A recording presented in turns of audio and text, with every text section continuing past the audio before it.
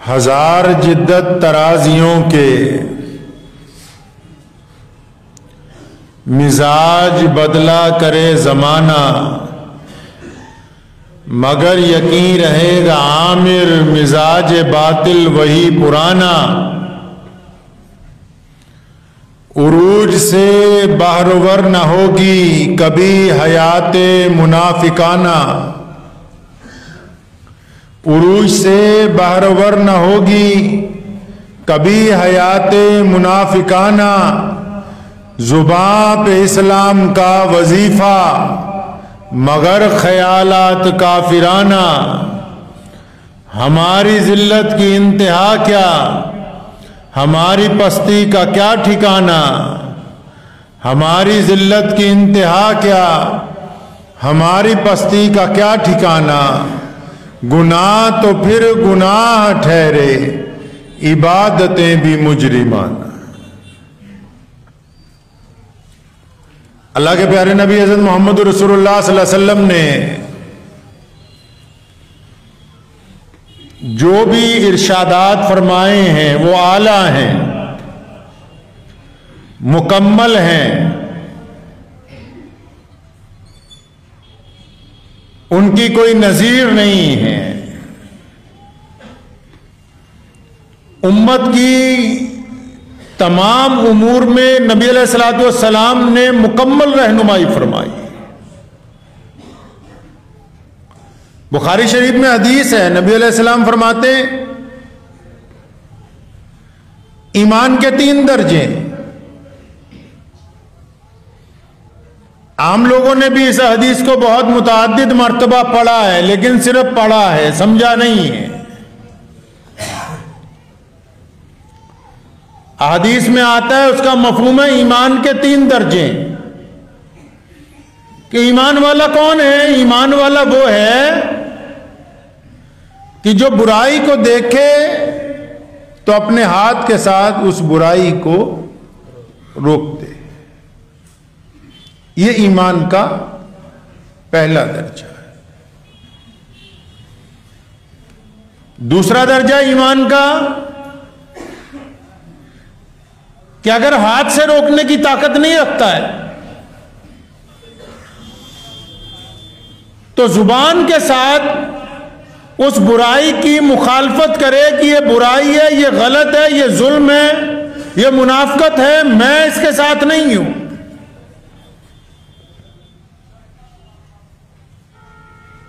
یہ دوسرے درجے کا ایمان ہے۔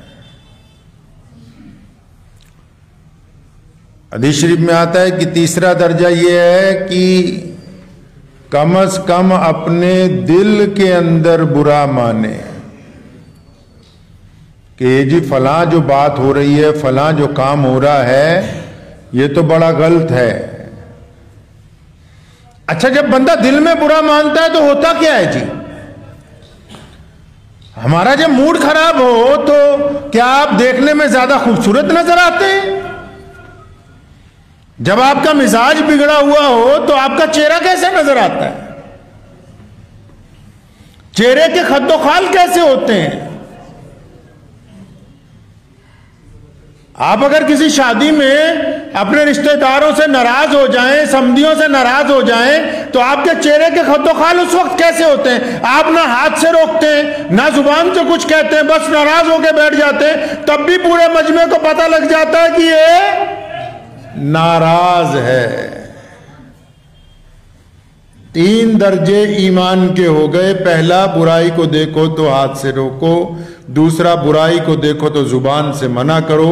تیسرا، برائی کو دیکھو تو کم سے کم دل میں برا مانو۔ لیکن یہ تینوں درجوں میں اگر کوئی ایمان والا آدمی تینوں درجوں میں بھی نہ آتا ہو تو پھر اس کا مطلب اس نے اس حدیث کو غور سے پڑھا ہی نہیں، وہ ایمان سے باہر ہو گیا ہے۔ کسی فتوے کی ضرورت نہیں ہے، وہ ایمان سے خارج ہے، بذات خود ہی چلا گیا ایمان سے۔ اسے پتہ ہی نہیں ہے کہ میں نے اپنا کتنا بڑا نقصان کر لیا، کیونکہ اس کو اب برائی نہیں لگتی۔ وہ یہ چاہتا ہے کہ سب مجھے اچھا سمجھے۔ ایک بہت بڑا جنازہ گزرا تو کوئی اس کو برا کہنے والا بھی نہیں تھا، ایک آدھا کوئی مخالف بھی نہیں تھا تو امام صاحب نے کہا لگتا بندہ منافق تھا، بھی اس کا کوئی مخالف ہی نہیں ہے، اس نے سب کو ہی سینے سے لگایا۔ یعنی نیک لوگ بھی اس کو نیک سمجھ رہے ہیں، ڈاکو بھی اس کو اچھا سمجھتے ہیں، اس کا مطلب نیکے کاروں کے ساتھ بھی یاری ہے، ڈاکیوں کے ساتھ بھی چھپ کے اس نے ہاتھ ملا رکھا ہے، تو یہ بندہ منافق ہے، ایمان والا نہیں ہے۔ حق بات کو چھپانا گناہ ہے، سچی بات کو دیکھ اپنے زبان سے نہ نکالنا کبیرہ گناہ ہے۔ اسلام نے وہ کون سا انقلابی کام کیا کہ آج پوری دنیا میں اسلام تمام ممالک میں، تمام نسلوں میں، تمام رنگوں میں، تمام برادریوں میں اسلام پایا جاتا ہے، چاہے تھوڑا ہو یا کم ہو۔ تو اسلام کی خوبی کیا ہے؟ اسلام کے پاس وہ کون سی صفات ہیں؟ محمد رسول اللہ صلی اللہ تعالی وسلم کی سب سے بڑی وہ خوبی کیا ہے؟ خوبی یہ ہے کہ رسول اللہ صلی اللہ تعالی علیہ وسلم نے انسانیت میں سے دوگلے پن کو ختم کیا۔ محمد رسول اللہ نے رشتوں میں سے دوگلے پن کو ختم کیا۔ محمد رسول اللہ صلی اللہ علیہ وسلم نے کردار میں سے دوگلے پن کو نکالا اور صاف ستھرا کھڑا کر کے انسان کی تعمیر کی، اور یہ بتا دیا کہ میں اچھوں کے ساتھ کھڑا ہوں، میرا بروں کے ساتھ کوئی تعلق نہیں ہے۔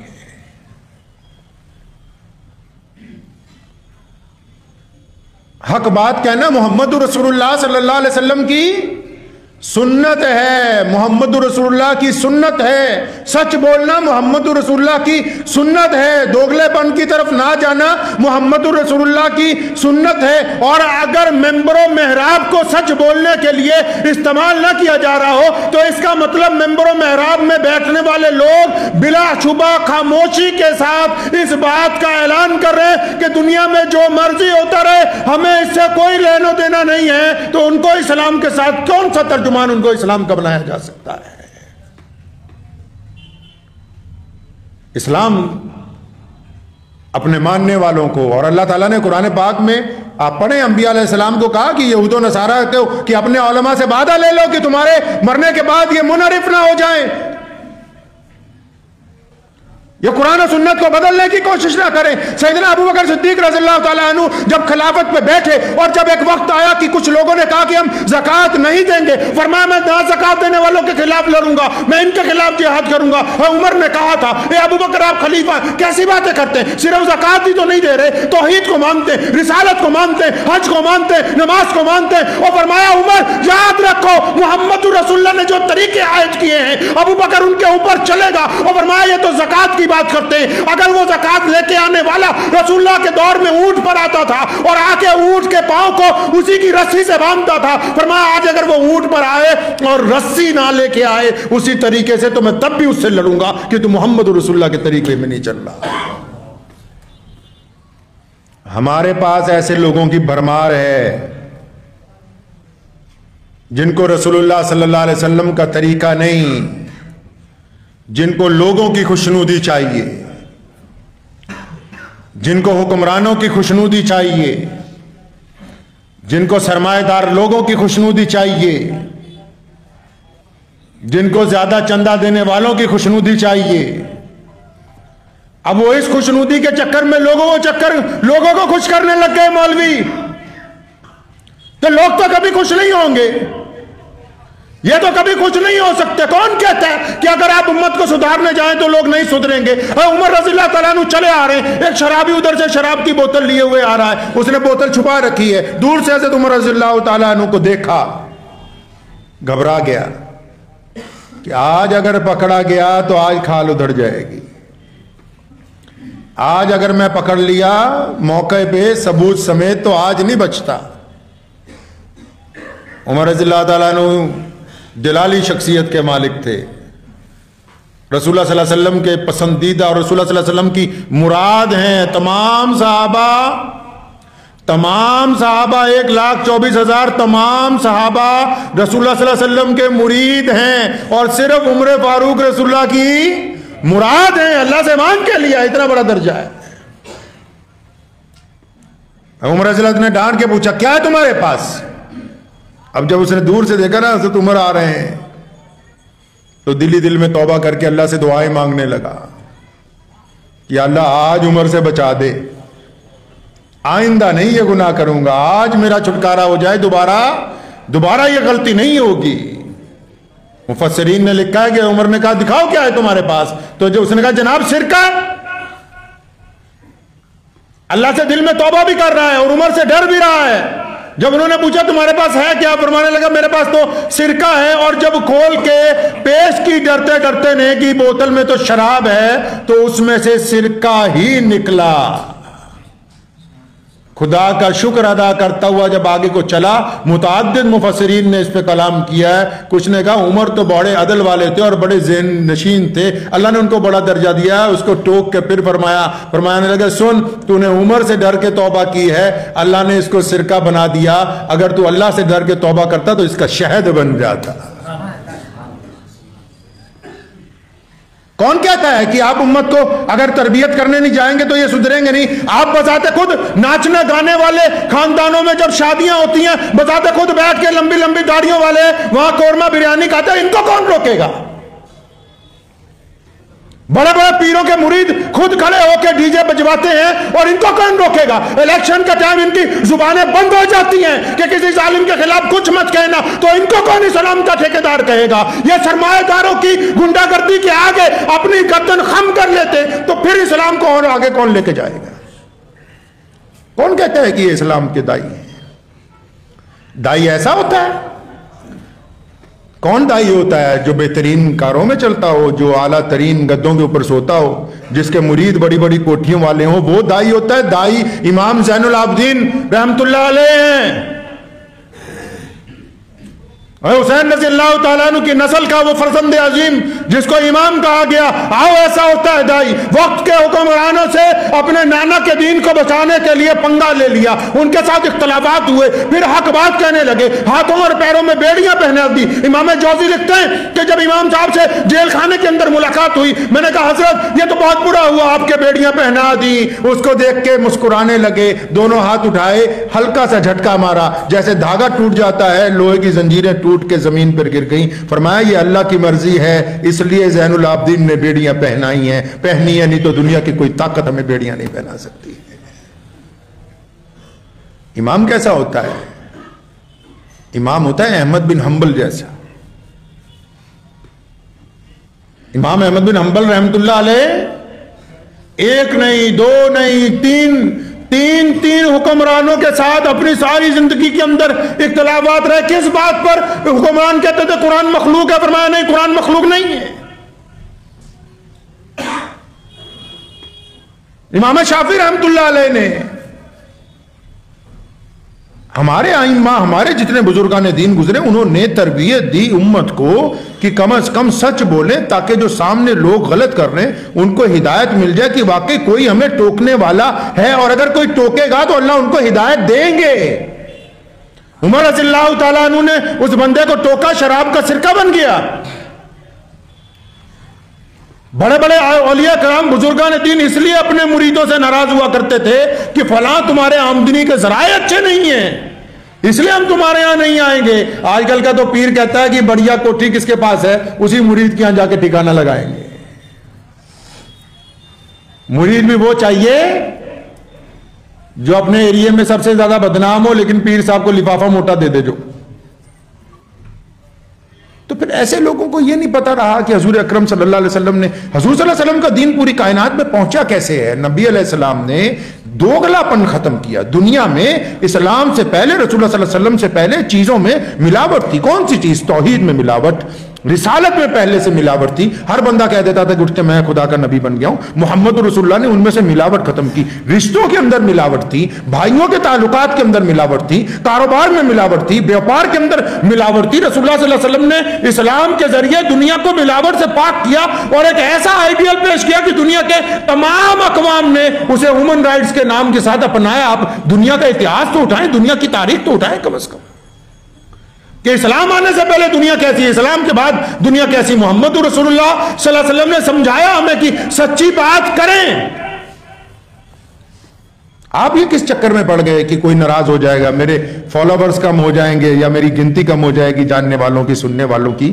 اگر آپ اس چکر میں پڑ گئے کہ تمام لوگ آپ سے راضی ہو جائیں تو پھر اللہ آپ سے راضی نہیں ہوں گے۔